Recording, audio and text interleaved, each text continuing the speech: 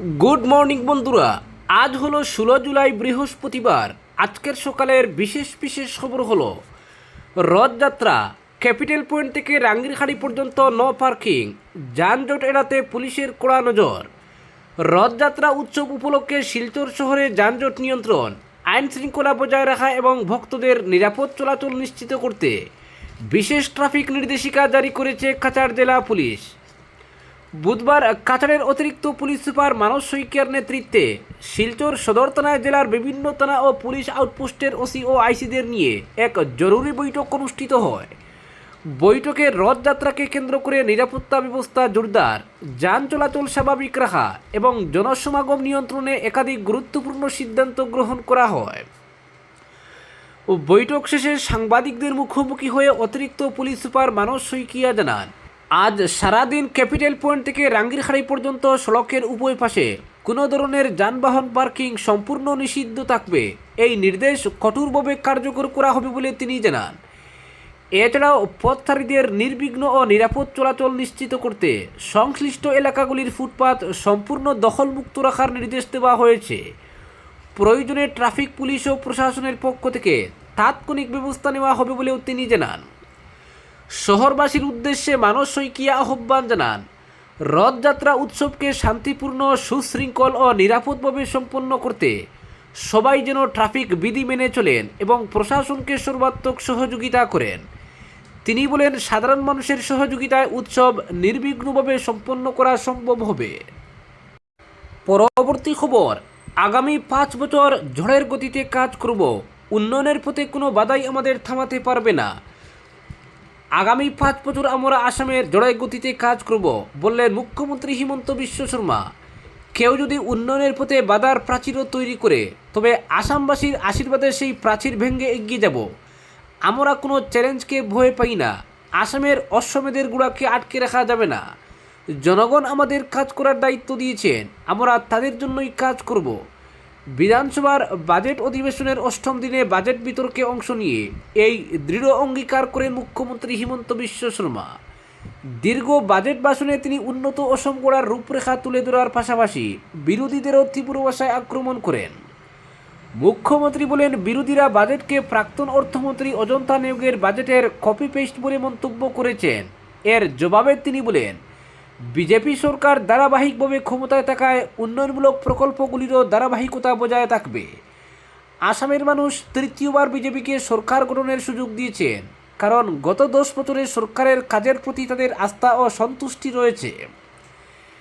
তিনি বলেন, গত নির্বাচনে মানুষ পরিবর্তনের জন্য নয়, ধারাবাহিকতার জন্য ভোট দিয়েছেন। 2016 সালে অর্থমন্ত্রী হিসেবে আমার প্রথম বাজেটে 18টি ফ্ল্যাগশিপ প্রকল্প ঘোষণা করেছিলাম। ভগবদ্গীতারও 18টি অধ্যায় রয়েছে। সেই ঐতিহ্যই আমরা গত 11 বছর ধরে বজায় রেখেছি, ভবিষ্যতেও তা চলবে। কেন্দ্রের সহযোগিতার প্রসঙ্গ তুলে মুখ্যমন্ত্রী বলেন, এই বাজেটে কেন্দ্রের প্রকল্প বেশি থাকার কারণেই আমরা প্রধানমন্ত্রী নরেন্দ্র মোদীকে ধন্যবাদ জানাই। তার নেতৃত্বেই আসাম বড় স্বপ্ন দেখার সাহস পেয়েছে। তার সহযোগিতা না থাকলে কাজিরাঙ্গার উপর এলিভেটেড করিডোর কিংবা নুমলিগড় গহপুর টানেলের মতো প্রকল্প কল্পনাও করা যেত না। একইভাবে প্রধানমন্ত্রী নরেন্দ্র মোদী ও কেন্দ্রীয় স্বরাষ্ট্রমন্ত্রী অমিত শাহের সহযোগিতা না থাকলে আজকের শান্তিপূর্ণ আসামও সম্ভব হতো না। তিনি আরও বলেন, ডবল ইঞ্জিন সরকারের ভাবনা এই বাজেটের প্রতিটি পাতায় প্রতিফলিত হয়েছে। কেন্দ্র ও রাজ্য সরকার একসঙ্গে কাজ করছে বলেই আসাম দ্রুত এগোচ্ছে। বিরোধীদের সমালোচনার জবাবে মুখ্যমন্ত্রী বলেন, আসামকে কিভাবে দেখা হবে তা মানুষের মানসিকতার উপর নির্ভর করে। আমি চাই একজন গর্বিত অসমিয়া হিসেবে রাজ্যের সাফল্যের কথাই তুলে ধরতে। ভাষণের মাঝে বিধায়ক অখিল গগৈ মন্তব্য করলে মুখ্যমন্ত্রী কটাক্ষ করে বলেন, এ ধরনের মন্তব্য করা তার অভ্যাস। নিজের যোগ্যতা বাড়ানোর পরিবর্তে অন্যের সঙ্গে তুলনা করলে হবে না। আমি 102 জন বিধায়কের নেতা, তাই সময় মতো সব কিছুর জবাব দেব। সরকারের উন্নয়নমূলক কাজের প্রসঙ্গ তুলে তিনি বলেন, আজকের বিধানসভায় পরিবর্তিত আসামের প্রতীক। গত 10 বছরে যে উন্নয়ন হয়েছে তারই ফলস্বরূপ মানুষ আমাদের 102 জন বিধায়ককে জয়ী করেছেন। আগামী 5 বছরও দিনরাত পরিশ্রম করে আসামের উন্নয়নে নিজেদের উৎসর্গ করব। কৃষি ও সেচ দপ্তর একীভূত করার সিদ্ধান্ত প্রসঙ্গে তিনি বলেন, কৃষি ও সেচকে একত্রিত করে আরও কার্যকর পরিকল্পনা নেওয়া হবে। এই দুই গুরুত্বপূর্ণ দফতরকে গুরুত্বহীন বলে দেখানোর চেষ্টা বিরোধীদের সংকীর্ণ মানসিকতার পরিচয়। পরবর্তী খবর, রাজধানী গুয়াহাটিকে আরও আকর্ষণীয় ও নান্দনিক করে গড়ে তুলতে একাধিক বিশেষ উদ্যোগ নিয়েছে আসাম সরকার। এর অংশ হিসেবে খানাপাড়া থেকে জালুকবাড়ি পর্যন্ত সড়কের দুই ধারে আদার গাছ রোপণ করা হবে। বুধবার বিধানসভার বাজেট অধিবেশনে একথা জানান মুখ্যমন্ত্রী হিমন্ত বিশ্ব শর্মা। গুয়াহাটি মহানগরের সৌন্দর্যবর্ধন এবং কৃত্রিম জলাবদ্ধতা নিয়ে বক্তব্য রাখতে গিয়ে মুখ্যমন্ত্রী বলেন, খুব শীঘ্রই খানাপাড়া থেকে জালুকবাড়ি পর্যন্ত আদার গাছ লাগানোর সিদ্ধান্ত নেওয়া হয়েছে। এর ফলে যাত্রী সড়ক এবং প্রস্তাবিত রিং রোডের নান্দনিক সৌন্দর্য আরও বৃদ্ধি পাবে। অন্যদিকে বিশেষ করে জুরাবাট এলাকার ভয়াবহ কৃত্রিম জলাবদ্ধতার প্রসঙ্গ তুলে মুখ্যমন্ত্রী বলেন, গত বর্ষ জুরাবাটে জলাবদ্ধতার পরিস্থিতি আমি নিজে দেখেছি। গুয়াহাটি রিং রোড প্রকল্পে জুরাবাটকে এই সমস্যা থেকে মুক্তি দিতে 150 কোটি টাকা বরাদ্দ রাখা হয়েছে। তিনি জানান, প্রকল্পের নকশা প্রস্তুতির কাজ চলছে এবং সেই নকশা আইআইটি গুয়াহাটির অনুমোদনের জন্য পাঠানো হবে। রিং রোড নির্মাণের কাজ এগোলেই জুরাবাটের দীর্ঘদিনের জলাবদ্ধতার সমস্যা অনেকটাই দূর করা সম্ভব হবে বলে তিনি আশাবাদ ব্যক্ত করেন। মুখ্যমন্ত্রী আরও বলেন, জুরাবাট আসাম ও মেঘালয়ের সংযোগস্থল হওয়ায় সেখানে প্রায়ই যানজটের সৃষ্টি হয়। তাই ডিগারু থেকে নারেঙ্গি পর্যন্ত সড়ক 4 লেনে উন্নীত করার পরিকল্পনা নেওয়া হয়েছে, যাতে জাগিরোড সহ অন্যান্য দিক থেকে আসা যানবাহনের জন্য একটি বিকল্প পথ তৈরি হয়। পরবর্তী খবর, একাধিক দাবিতে 18 জুলাই জেলা কমিশনার কার্যালয়ে ঘেরাও কর্মসূচি করিমগঞ্জ জেলা কংগ্রেসের। বেহাল রাস্তাঘাট, লাগামটেরা মূল্যবৃদ্ধি, বিশুদ্ধ পানীয় জলের সংকট, স্বাস্থ্য পরিষেবার উন্নয়ন এবং আসাম বিধানসভায় বাংলা ভাষার স্বীকৃতির দাবিতে আগামী 18 জুলাই জেলা কমিশনারের কার্যালয়ে ঘেরাও ও ধর্ণা কর্মসূচির ডাক দিয়েছে করিমগঞ্জ জেলা কংগ্রেস। কর্মসূচিকে সফল করতে ইতিমধ্যেই ব্যাপক সাংগঠনিক প্রস্তুতি শুরু করেছে দল। জেলা কংগ্রেসের পক্ষ থেকে জানানো হয়েছে, 18 জুলাই সকাল 11:30 ইন্দিরা ভবন থেকে একটি শান্তিপূর্ণ বিক্ষোভ মিছিল জেলা কমিশনারের কার্যালয়ের উদ্দেশ্যে রওনা হবে। পরে সেখানে ধর্ণা কর্মসূচি অনুষ্ঠিত হবে।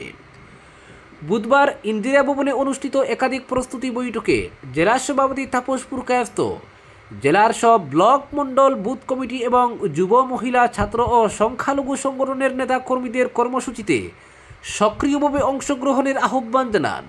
তিনি প্রতিটি সাংগঠনিক স্তর থেকে ব্যাপক উপস্থিতি নিশ্চিত করার নির্দেশ দেন। শহর ব্লক কংগ্রেস সভাপতি অনুরাগ দত্তের উদ্যোগে বুথ কমিটির সভাপতি ও সদস্যদের নিয়ে পৃথক বৈঠকও অনুষ্ঠিত হয়। সেখানে প্রতিটি বুথ থেকে উল্লেখযোগ্য সংখ্যক কর্মী সমর্থকের অংশগ্রহণ নিশ্চিত করার সিদ্ধান্ত নেওয়া হয়। একই সঙ্গে বিধানসভা নির্বাচনে ভালো ফল করা বুথগুলির সভাপতিদের উত্তরীয় পরিয়ে সম্মান জানানো হয়।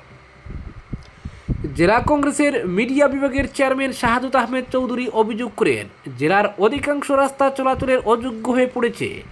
বিশুদ্ধ পানীয় জলের সংকট প্রকট, স্বাস্থ্য পরিষেবার অবস্থা সন্তোষজনক নয় এবং নিত্য প্রয়োজনীয় দ্রব্যের মূল্যবৃদ্ধিতে সাধারণ মানুষের জীবন দুর্বিষহ হয়ে উঠেছে। এসব সমস্যার স্থায়ী সমাধানের দাবিতেই এই গণতান্ত্রিক আন্দোলনের আয়োজন করা হয়েছে বলে তিনি জানান। প্রস্তুতি বৈঠকে জেলা ও ব্লক কংগ্রেসের একাধিক নেতাকর্মী উপস্থিত ছিলেন। জেলা কংগ্রেসের দাবি, জনস্বার্থে উত্থাপিত দাবিগুলি বাস্তবায়নের লক্ষ্যে শান্তিপূর্ণ ও গণতান্ত্রিক উপায়ে আন্দোলন চালিয়ে যাওয়া হবে। পরবর্তী খবর, আসামে ক্রমবর্ধমান মানবহাতি সংঘাত মোকাবিলায় বড় উদ্যোগ নিল রাজ্য সরকার। আসাম বিধানসভার সেন্ট্রাল হলে অনুষ্ঠিত এক উচ্চ পর্যায়ের বৈঠকে সংঘাতপ্রবণ এলাকায় মানুষের নিরাপত্তা নিশ্চিত করা, ক্ষতিগ্রস্ত পরিবারকে দ্রুত ক্ষতিপূরণ প্রদান এবং দীর্ঘমেয়াদী বিজ্ঞানভিত্তিক কর্মপরিকল্পনা গ্রহণের উপর বিশেষ গুরুত্ব আরোপ করা হয়। বৈঠকে সভাপতিত্ব করেন রাজ্যের পরিবেশ ও বনমন্ত্রী জয়ন্ত মল্ল বড়ুয়া। উপস্থিত ছিলেন মন্ত্রী কৃষ্ণেন্দু পাল, অতুল বোরা, কেশব মহন্ত, চরণ বড়, অশ্বিনী রায় সরকার, বিশ্বজিৎ দৈমারি, আসাম বিধানসভার উপাধ্যক্ষ ডক্টর হাব্বে তেরন এবং বিভিন্ন জেলার বিধায়করা। সংঘাতপ্রবণ এলাকার বাস্তব পরিস্থিতি, স্থানীয় মানুষের অভিজ্ঞতা ও ভবিষ্যৎ করণীয় নিয়ে বিস্তারিত আলোচনা হয়। মন্ত্রী কৃষ্ণেন্দু পাল বলেন, মানবহাতি সংঘাত এখন শুধু বন বিভাগের বিষয় নয়, এটি জননিরাপত্তা, পরিবেশ সংরক্ষণ এবং টেকসই উন্নয়নের সঙ্গে জড়িত একটি গুরুত্বপূর্ণ চ্যালেঞ্জ। তাই সমস্যার স্থায়ী সমাধানে সব বিভাগের সমন্বিত উদ্যোগ প্রয়োজন। বৈঠকে হাতির প্রাকৃতিক চলাচলের করিডোর সংরক্ষণ ও পুনরুদ্ধার, বনাঞ্চলে খাদ্য ও জলাধারের উন্নয়ন, আগাম সতর্কীকরণ ব্যবস্থা শক্তিশালী করা, বন বিভাগ, জেলা প্রশাসন, পুলিশ ও স্থানীয় জনগণের মধ্যে সমন্বয় বৃদ্ধি এবং আধুনিক প্রযুক্তির মাধ্যমে হাতির গতিবিধি পর্যবেক্ষণের প্রস্তাব নিয়ে আলোচনা হয়। পাশাপাশি ক্ষতিগ্রস্ত পরিবার, আহত ব্যক্তি ও ক্ষতিগ্রস্ত কৃষকদের দ্রুত আর্থিক সহায়তা এবং পুনর্বাসন নিশ্চিত করার নির্দেশ দেওয়া হয়। পরবর্তী খবর, গোলাঘাট জেলার নুমলিগড়ের মাধবপুর এলাকায় বিদ্যুৎস্পৃষ্ট হয়ে 2 শিশুর মর্মান্তিক মৃত্যু হয়েছে। এই হৃদয় বিদারক ঘটনায় গোটা এলাকায় শোকের ছায়া নেমে এসেছে। মৃত 2 শিশুর নাম দীপিকা ওরাং ও হিমাংশু খেরিয়া। স্থানীয় সূত্রে জানা গেছে, বন্য হাতির উপদ্রব থেকে রক্ষা পেতে একটি এলাকায় অবৈধভাবে বিদ্যুতের তার সংযোগ করা হয়েছিল। দুর্ভাগ্যবশত সেই বিদ্যুতায়িত তারের সংস্পর্শে এসে 2 শিশুর মৃত্যু হয়। ঘটনার খবর ছড়িয়ে পড়তেই এলাকায় চাঞ্চল্যের সৃষ্টি হয়। স্থানীয় বাসিন্দারা অবৈধভাবে বিদ্যুতের সংযোগ দেওয়ার বিরুদ্ধে ক্ষোভ প্রকাশ করেছেন। ঘটনার তদন্ত শুরু করেছে পুলিশ এবং সংশ্লিষ্ট দপ্তর। পাশাপাশি কীভাবে এই অবৈধ বিদ্যুৎ সংযোগ দেওয়া হয়েছিল এবং কারা এর সঙ্গে জড়িত তা খতিয়ে দেখা হচ্ছে। এই মর্মান্তিক ঘটনায় সমগ্র মাধবপুর এলাকায় গভীর শোকের পরিবেশ বিরাজ করছে। আজকের বিশেষ সংবাদ এখানেই সমাপ্ত।